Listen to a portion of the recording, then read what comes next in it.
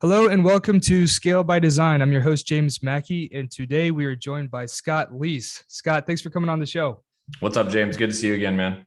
Yeah, thank you for coming on today. I'm really excited about this. And before we jump into the topics we want to talk through, I was hoping you could just provide some insight to the audience on your background and what perspective you're coming from.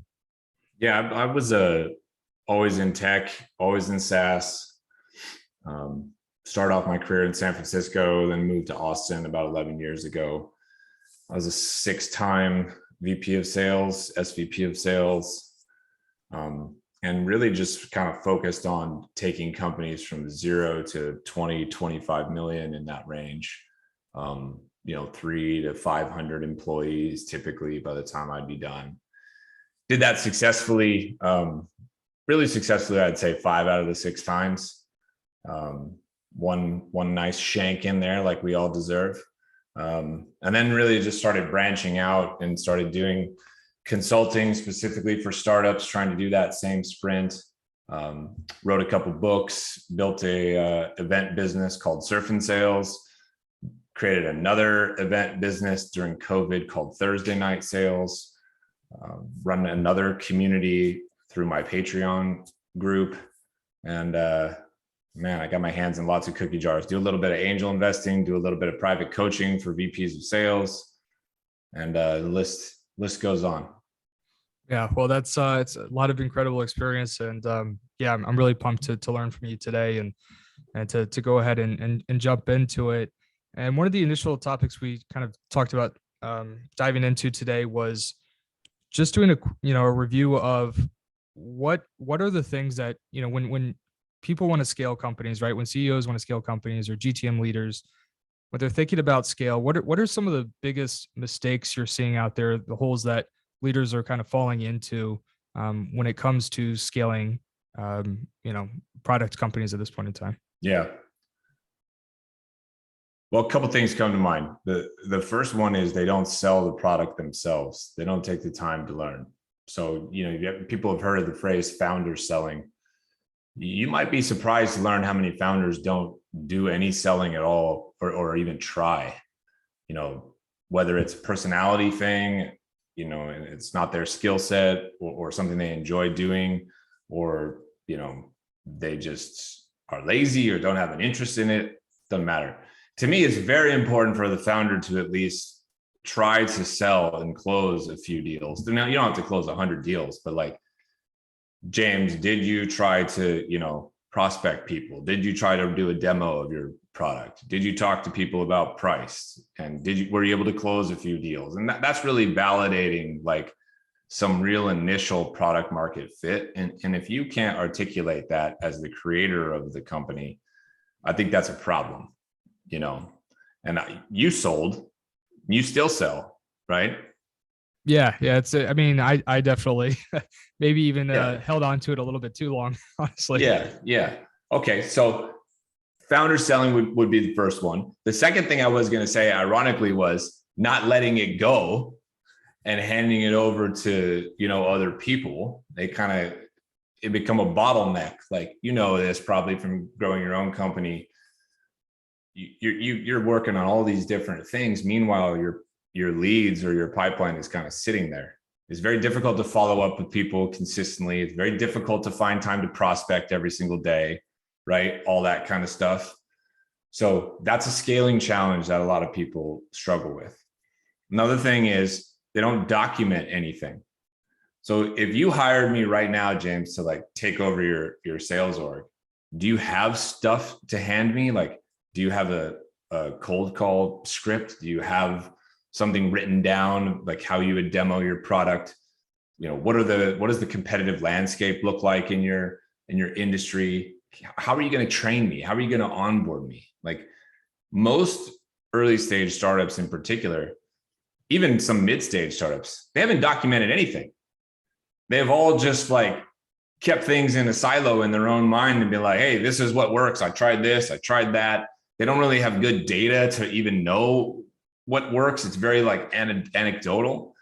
So that's a big problem, is not documenting what works and creating a real kind of framework and what I would call a sales playbook that they can pass on in order to help other people new to the organization come in, figure out how to sell this thing. Right. So that's one. Another one would be, and this one is really painful. They just hire one person. Well, let me explain why I feel like that's a bad idea. The one person has nobody to bounce ideas off of. They go kind of sit in the corner alone. If you're in office or you used to work in office, you probably remember this scene. It's like the first salesperson that's hired, and there's like 10 engineers and the founder, and you could hear a fucking pin drop in the office. You know how much pressure that is to like pick up the phone and be the one person to start selling? It's very lonely. You have nobody to compete against at all. So it's very difficult to tell like what's good, what's average, what's bad, right? You don't learn enough because you're only collecting like one person's kind of call metrics and one person's feedback. And it's very, very hard to hire salespeople in general. I don't care how long you've been doing this. You know this, you run a recruiting company. I've hired thousands, literally thousands of salespeople. And I promise you, if I went to go hire more, I would still get it wrong every now and then. So you hire one person, you're sort of saying, I can hit the bullseye on the dartboard. No, you can't. I don't care how long you've been doing this. You might get it right, but the odds are also you're going to get it wrong. So I always say you should hire 3 people, because one person is going to be good, one person is going to be okay, and one person is probably going to suck. And you don't yet know how to optimize for backgrounds, experience level, all this kind of thing. So I try to hire a couple people from like different backgrounds and experiences. Like, let me hire somebody straight out of college. Let me hire an enterprise person. Let me hire an SMB person. Maybe let me hire somebody with industry expertise. And I see how that initial thing sorts itself out. And I learn a lot faster what works and what doesn't. So those are a few things. Those are like, I think I gave you like 4, maybe 5, bullets there on like scaling mistakes that people make. Yeah, for sure. That's there's a lot to dive into there. And just to kind of to go back to the initial point with founder led sales initially, is when you're starting the company, is there like an ARR number where, okay, when you get up to 1 million ARR or 500,000 ARR, that's when you need to start thinking about handing off that responsibility? And obviously it varies from company to company, but is there some kind of metric you can look at to know how long the founder should be doing sales? I personally don't think so.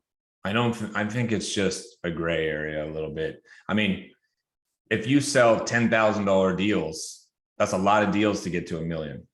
If you sell $1 million deals, it's just one. So there's just so much nuance depending on what your product or service is. So to me, it's more about, have you gone through this whole process of prospecting, of demoing, negotiating and following up and closing a couple deals? So to me, it's just more like, have you gone through this, what you're about to ask other people to go through? Have you proven that you can sell this? So it's more about maybe the number of deals to me, but even that's tricky because of the sales cycle. Like, if you got an 18-month sales cycle for $1 million deal, you close one deal, you've proven, like, you don't need to close 2 or 3 others. To me, you prove it. But if you're selling, $3,000 annual, product or service, like, I probably want to see you close a dozen or so, and really kind of prove it out and just prove that you didn't get lucky, and run through a full cycles where you win some things, you lose some things. What did we learn as a sales org, as a company? Why did we lose those deals?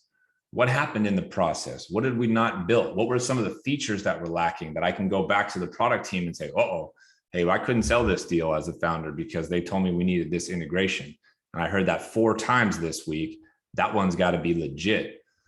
So I don't have a great answer for you. It certainly depends a little bit. To me, it's like, you've got to run through a full cycle of selling, and hopefully, close a few deals, not just one. For sure. And as you said, right, if it's like a shorter sales cycle or more in the SMB space, then you have the opportunity to close more deals and you should take advantage of that. Versus if it's like 18 months enterprise, you can't just sit around for 5 years to close a few deals. Like, that's right.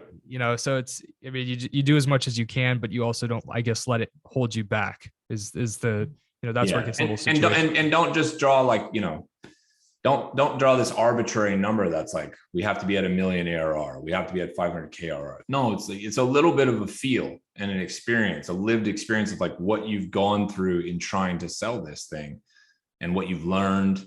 And because again, remember, if you're planning to scale, you're hiring somebody or somebody's, multiple people is what I would want to do. Like I said, you got to have some information to hand off to them and tell them like, this is what I found. This is what works. I wrote down what I was saying on the phones for you all.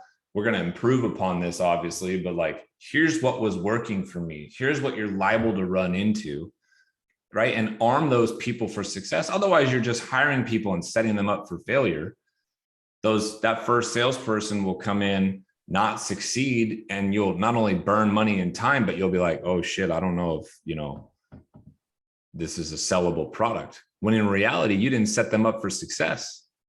Right. That's the one of my biggest fears, right? And that's actually why I reached out to you for help was because you want to kind of build up the repeatable process and have the data prior to building out a sales org, because you want to know when you hire somebody, is it, are they potentially not doing well because they don't have the right process and tech and data, or is it because of a performance issue where they're just not able to do it, right? I mean, if you don't have that type of information, then how can you really tell if it's your solution, if it's a lack of process and tech, or if it's a performance problem? You don't have enough to go off of to really understand what's happening. That's right. It's impossible. And you might end up going through a salesperson or 2 or 3 unnecessarily. Well, when you do that, again, you're burning time and money, but you're also potentially burning relationships and burning your brand name a little bit, right? You run through 3 or 4 sales reps in the very beginning of your company. Word gets out on the street nowadays quick, like, oh, you don't want to go to Secure Vision. Like, they don't set you up for success at all, right? It's a big, small world now. That little ripple of, a bad experience travels far and wide, from the business that you're in, right? Or if I'm a founder and I partner with you and I churn out your reps, you don't want to work with me. You don't want to place people there. So there's brand, you're doing harm to the brand potentially as well. For sure. And just to, one other thing, just as it correlates to like when founders should start thinking about handing over sales. I think, one thing that we're doing is, obviously bringing you on as an advisor is just surrounding like having an advisor is a really helpful motion to go through it'll help you to uncover when to do the handoff, because a good advisor is going to come in and basically say, all right, what's your current customer profile? What's your ideal customer profile? How well do you understand it? Why are you winning deals? Why are you losing deals? And all the metrics around that. And so for instance, you may think, okay, I know my customers inside or out, or I know what works and what doesn't work inside or out. And then you bring in an experienced revenue advisor in, and you realize how many gaps there are in your data and how you're doing things. And that can be really insightful too. So, I think just doing that motion where you have somebody that's like really senior level and experience that's gone through it several times with several different companies and environments is also a really important way to determine when you're going to be ready to kind of hand over sales to somebody else. Yeah. At least that's how I see it. Yeah. And biased opinion, obviously, but people often worry about the cost of that kind of thing. It's like, well, what's the fucking cost of getting it wrong while trying to do it on your own? Yeah. Probably a lot more expensive, man.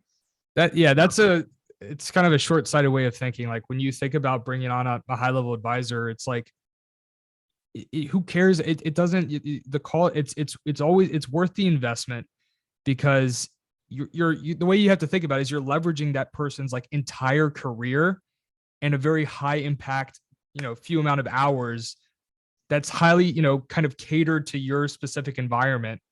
Like that's just worth its weight in gold, right? Yeah. And you're right. It saves you so much time and so much money in the long run. And not only that, just like your upside potential as a company. That's the thing. The upside Right? potential Like, is the thing. It's like if you do this on your own and without advice and you get it wrong, like you could fume and burn. The whole company could be dead, and it's cost you however much money you've raised and all the time that you spent on it or whatever. If you get somebody who's been there and done that, and they can help you think through these things and establish these processes, you're talking about millions of dollars in upside, hundreds of millions of dollars potentially, depending on, you know, what type of business you're in. So to avoid the spend of X because it's a little bit spooky and you're like, oh my gosh, that person's the most expensive person in the company all of a sudden. It's like, well, yeah, like they're going to help you become the most wealthy person in the room if we get this right. So I don't know. It's just a funny exchange sometimes. But I just don't get it, man. Like, there's just so many CEOs that just aren't willing to make that investment. And I really just don't understand it. Cause to me, it's like, it just makes so much sense. I guess it's, you know, particularly if your goal is scale, like if your job as a CEO is to scale the organization to several million ARR and beyond, yeah. like you need people that have, why are you going to bang your head against the wall trying to solve an equation that somebody already has the answer to? Well, you know, part of it, James, is that so much of the ecosystem is like predicated upon how much funding people got and trying to hold on to that cash because they don't have, you know, some sustainable business plan, or they haven't done deals themselves. And they're not running like a profitable, you know, kind of business and what have you, right? Like if I was going to try to scale my business, you know, I have insane margins and I know very clearly, like, okay, if I add X person into this particular role, that will bring in pipeline, that'll close deals for me. Like it's going to work. And I don't have to worry about like overspending because I've done it in this responsible kind of way. But if I just raise like $1 million today, okay, and you and I are building a product, well, we got to hire a couple engineers. So that's $300K. So now we're left with $700K, right? And how long do we want to last on this journey? Well, if I'm going to spend 100, 200K on, you know, an advisor or a consultant or a sales leader or whatever, the founders, I think, look at it and be like, I am fucking broke already. Like all of my money for 2022 is now spent. It's booked. And unless we close deals and produce revenue, I'm not going to be able to raise money again. And so I think they live in fear of that a little bit. But the reality is so many of these companies die on the vine because they try to do this stuff on their own. They don't know how. They don't have a network of people even to ask advice for, even if it's not a formal engagement, right? They can't just text James randomly and be like, hey man, quick question for you, and get a response. They don't even know who to text because they don't have that kind of network, right? Yeah, Mistake. it's well, you know, here's the thing though, right? Like maybe this is one lesson, right? Is like when you're raising, particularly at an early stage, consider what advisors you're going to need and kind of think about how much money you're raising. Yeah. Because, you know, that should be part of the consideration. That's a really good point, and one that I've never heard somebody specifically call out before. You know, people maybe are out there doing that. I've never heard somebody specifically say, you know what, while I'm raising, I got to create a line item for this technology advisor, this product advisor, this sales advisor, or this marketing advisor, or whatever, you know, some founders' weakness is or blind spot, right? If I was going to go build a software company, I don't need a sales advisor, but I don't know shit about a lot of other departments. So I definitely need a product or engineering advisor, a marketing advisor, right? I need those things. So that's a good point that you make. Well, yeah, and the other aspect too is, and you know, to be clear, like this is the first company I'm scaling, so I might have, well, of course I have blind spots, so I'm aware of that. But like to me, from my perspective and my experience, I like the idea of investing more in advisors than trying to hire a very high level kind of VP full time out the gate as an early stage company, because typically as an earlier stage company, you may not have the brand or the budget to hire like the best VP of sales or the best VP of products. Like, why are they going to come to your org versus maybe like a Series C or like a larger company that's more established that already has product market fit or whatever it might be? You're probably going to have better luck finding the best advisor than finding like the best highly experienced multiple exit VP of whatever, right? Yeah. Yeah. A perfect example of that is, I'll leave the name out, but they're basically like in engineering. They run engineering teams.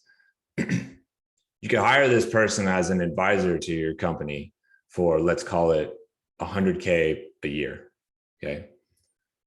In order for you to try to hire them full time, you'd have to match their north of $1 million income base plus bonus at their current organization. You can't fucking do that unless you're like from, Facebook, Google, Apple, Netflix, whatever, what do they call that? FANG or whatever. You can't do that. You can't match that. But you can get them on board as an advisor somehow, equity, cash, combination of the two, whatever. And like you said, leverage their entire career's wealth of information, right? For a fraction of the cost of what it would be to get them full time, if you could even get them. Because let's face it, even seed stage through even Series C is incredibly risky. And these businesses fail and go out of business all the time. The options become worthless and everything, especially if you're looking at somebody who's coming from like a big established corporate kind of place, like a Salesforce place or something like that. Like, that company's not going anywhere. But you want me to come work for you at your early stage thing? I don't know. It's a little spooky. And you can't comp me the right way. So, but you can leverage them. For sure. And the other aspect too is like, if you get like the high level advisors first, then when you are ready to make the senior VP hire, you can say, all right, this is all the process playbooks we built out. Here's all the data. And in addition to that, we have these high level advisors driving strategy. Totally. And then that's going to help like the best VP of whatever feel confident in joining your business. Yeah. That's the recruiting bump, the recruiting lift that you get. Like, if you're trying to recruit me now as a VP of sales and you're like, hey, for the last couple of years, we've been working with, Brendan Cassidy or Jocko or John or Richard Harris, or like some people I know who have built and scaled teams before, Kevin Dorsey, right? I'd be like, okay. And then you come to me and say, we got this playbook. Here's our process. Here's all of our data that we've been tracking. I'm like, damn, this is a way fucking easier job than if I was trying to go here and you're like, we really don't have anything, Scott. We need you to like build everything from scratch, right? I mean, it's still doable, but not as many people are into that. It's a lot riskier and a lot more work. Right. And also it's just also like who are you? Right? Like, who's in your, like, you're an unknown quantity, right? And the more that you can kind of have that association, I think also drives confidence in people's mind, because you can be kind of associated with the advisors that you're have on your team. So it's okay. Like, I have confidence in the advisors. I know that they're probably giving, advisement that's going to maximize this company's opportunity to scale, so long as the executive team or the CEO's committed to actually implementing that advice, right? Which then becomes, the VP's decisions, like, how much do I trust they're going to be able to implement the advisement that's being provided to them? Are they coachable themselves, right? Like, you find ways to de-risk the moves that you make, de-risk the hire and all that kind of stuff. And another bonus is it allows you to take a chance on some folks. So for example, like, you can hire a stretch VP if the advisor sitting alongside of them is somebody who's, well established and can coach that person up. Like, that's fantastic. Like, that's a great, and for me, at least, it's like a morally, like, that's a killer thing to do. Like, you reach down, you help this stretch VP get their first shot at the title, so to speak. Right. Maybe you have better opportunities to hire people with different, unique backgrounds and diverse candidates and all these kind of things. Right. It's like people who don't otherwise get a shot for certain reasons, maybe would get their shot if you de-risked it, because they're surrounded by people in the advisory group there to help them. And they've helped put all these things in place. It's like, listen, stretch VP hire, I'm right here to help you. This is what we're going to do. And that person might not know those things, right? You don't know what you don't know type thing. So yeah, I'm biased obviously because it's like what I do. But if I had that when I was a VP of sales, man, I'm telling you, the first 3 times that I was a VP of sales, I fucked up and made so many different mistakes along the way. I wouldn't have done that. And those first 3 companies, I would have probably had a lot more success and a little better, exit opportunities and all that kind of thing. Instead, I made it through. I did okay, but I had to figure all that stuff out on my own. This is before podcasts and LinkedIn and all this kind of thing. It was easy to connect with people and find advisors and whatnot to work with. It was only the last 3 companies that I felt competent enough, and only the last one company, the last company that I was an operator at, was the only time I felt like I'm going to just make my own personal board of advisors. Because my network had got so big that I could just text and message like all these other sales leaders. Hey, how do you do this? How do you think about that? I might do this over here. Is this stupid? What am I not thinking about? Imagine that. I was a head of sales, for almost 20 years, and all but like 3 of those years, no company, well, no time ever in my career did somebody give me a formal advisor. And only in the last 3 years did I take it upon myself to create a little board of advisors for myself. And what a difference it made. Coincidentally, the last company that I was a SVP of sales at, the biggest success story. For sure. I mean, I like, just to share my own kind of experience as well. I mean, I would say the first 5 years of running Secure Vision, I was just banging my head against the wall. I had, maybe a couple of advisors, but quite honestly, they weren't the right people. I don't think I was really thinking about it the right way. I mean, they were smart individuals, but they hadn't achieved like the level of scale or been through the motions that ultimately I wanted to accomplish for the business. So they were really good at, maybe like operating like small companies or whatever it might be, but they weren't aligned in terms of what I ultimately wanted to accomplish. And I think I was also stuck in that mindset of like, oh, it's really expensive. This is stuff that I can figure out if I just sit down and really focus. And it's just like, the past 2 years, I really shifted kind of my mindset around that. And it's been a lot more focused on like the concept of like proximity is power. Like if I can be around the people that have been there, done that, like it's going to accelerate the results. And every once in a while I fall in the hole of like trying to figure out shit myself. And no matter how much I tell myself not to do that, like it'll happen once a quarter where I'll just start going down a rabbit hole. And then I'll be like, wait, why am I doing this? There's somebody that's been solving this exact problem for the past, 20 years or whatever it might be, like 10, 20, whatever many years. Why am I not just leveraging their experience? Because the opportunity cost of not only like my salary, but, my time versus just getting somebody who can do this 10 times better than me. Yeah. Right. Like that was one of the probably biggest growth levers that enabled us to actually start scaling, because we were pretty much stuck for the first like 3 to 5 years, just like around $1 million in revenue. And then we just kind of, it's just the mindset really started to shift. And I started to bring in people that could really provide that expertise. And that was one of the reasons like we've now been able to start scaling to where we are today, for sure. Yeah. I mean, learning how to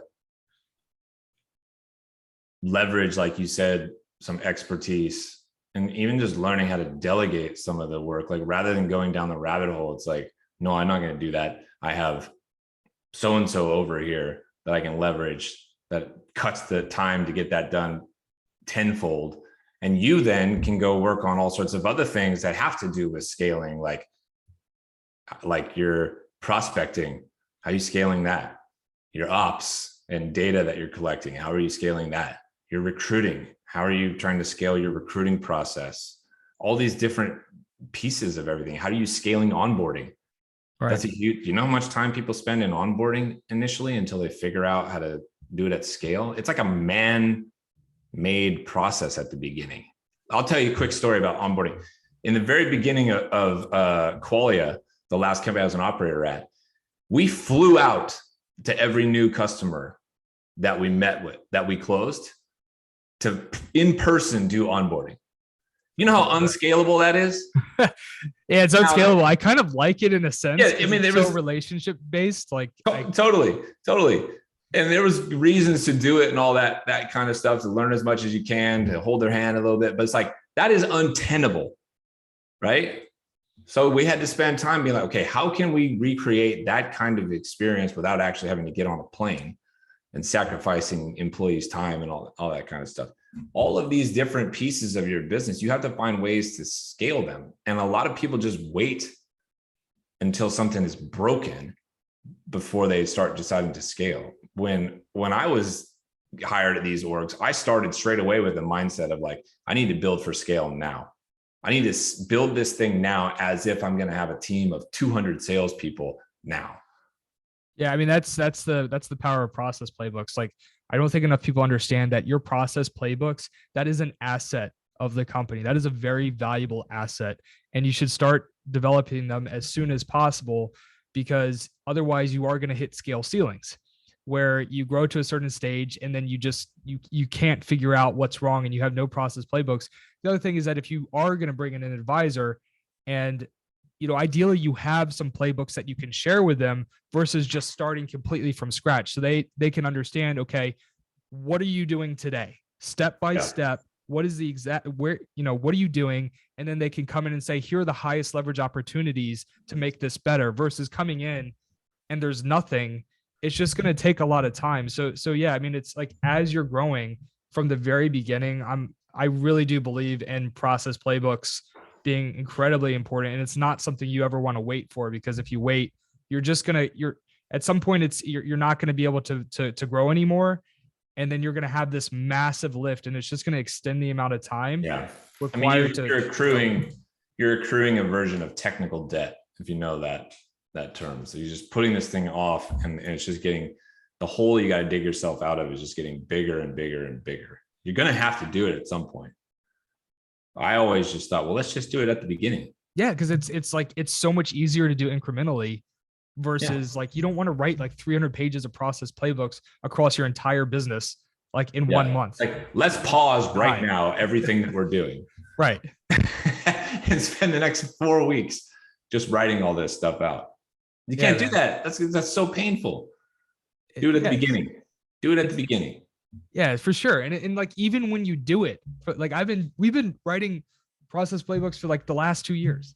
And even still, it's like, we bring somebody, we bring in Scott Leese, and then we're like, there's still just so many gaps, right? Even though we were doing what we thought was very thorough. And then you realize there's still so much more to do. So, I mean, I can't even imagine if like we didn't have any playbooks and we brought you in, like, it's already a very heavy lift optimizing them from where they are today. It would have been just an incredible lift. Like Nick would have to do that full time. We'd have to have like an ops person doing it full time, Nick doing it full time, me. I mean, and then it's like, you're not doing other things that you need to be doing and balancing your time properly. Yeah. Well, we're hitting upon all of the reasons and things that cause companies to sputter and fail. Right. And I hope people are paying attention, because these are really the things that are like the death rattle of so many companies, so get this stuff right that James and I are talking about, to give yourself the best chance for long-term success. Yeah, for sure. For sure. And I guess like, so one of the things you had mentioned too was, we got a few minutes left here, and I wanted to just touch on this, is it's ideal to hire the three reps at once. And, yeah, I think that the obvious challenge with that one might, is also like just having that budget initially for those first three hires. How do you think about like salaries and compensation structures for early stage companies bringing on reps? And thinking about just that kind of allocating that budget and how much should be going toward that, towards like sales ops, towards a sales leader. Like what do you do there? Well, number one, I don't think that you should spend money hiring people until you can afford to hire 3 reps or hire a head of sales. So doing some math gymnastics so you can eke out one sales hire, to me, is like bad sign, bad decision. Like you might as well keep doing all the selling yourself as a founder, in my opinion, rather than do that. I wouldn't do that. How do I think about the salary? I mean, there's 2 ways to do it. I think you can start with hiring 3 reps, see what shakes out there, and you're the de facto kind of sales leader. And when you get to a place where those reps, let's say 2 of them have done really well, that's pretty good confidence level that you've hit upon a system that's going to work here. Maybe you try to hire 2, 3 more again. So you've got a steady state of like 3 to 5 reps. When those people are hitting quota and target, unless you really want to be the de facto head of sales for a long time, it's time to get out of the way. At that point in time, you go get a head of sales, a VP of sales, or whatever. You bring them in. They start by learning the product and process, and they sell a few deals while also still kind of coaching the reps. But it's very important that they sell and learn how to do this. Once they're able to figure that stuff out, my very first hire becomes sales ops, rev ops, and build all the systems straight away. So there's that route. That route is the more common route that people think is a little less scary and a little more de-risked. The alternative route is you start with the VP of sales or head of sales.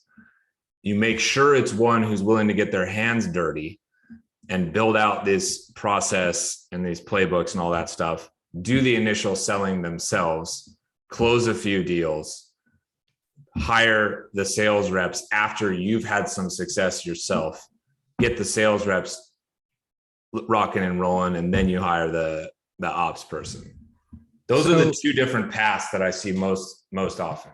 So the first path just seems to make more sense to me personally, because just being in the recruiter seat, there's like so many early stage VP of sales that are incredibly skeptical of companies that are going to say, hey, come in, build the process, sell a few deals.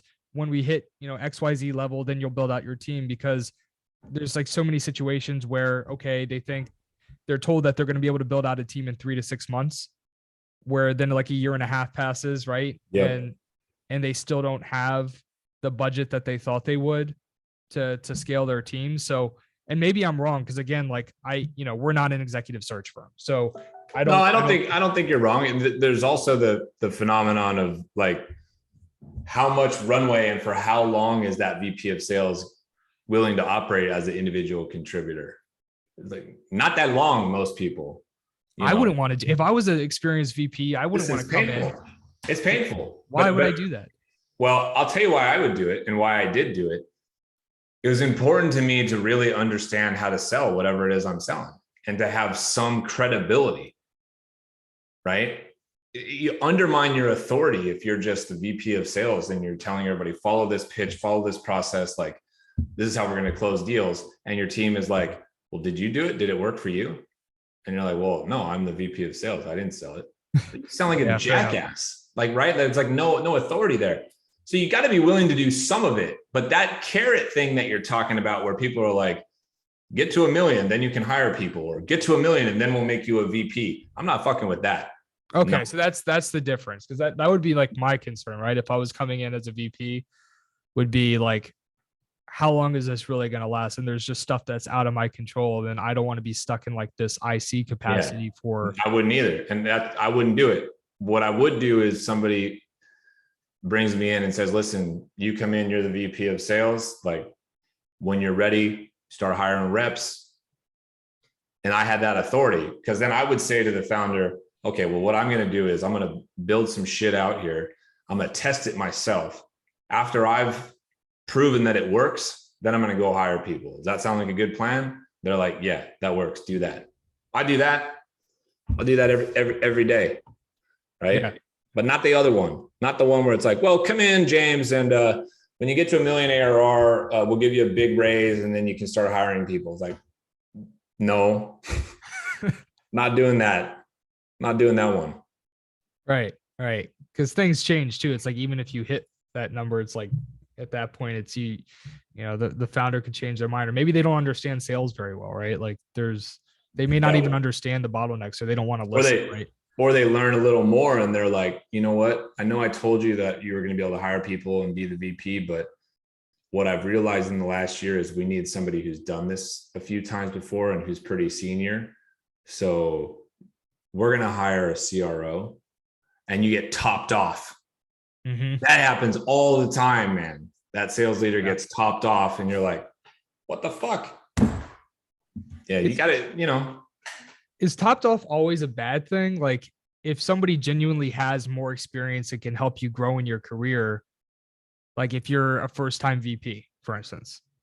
No, I think it's not always bad, as long as it's clear what the plan is and that that's likely going to happen. If you don't discuss it, right, and you hire me and you're like, I want to make this $1 billion company, Scott, like, come in and be our sales leader. And there's no conversation about, listen, you've never taken a company public before.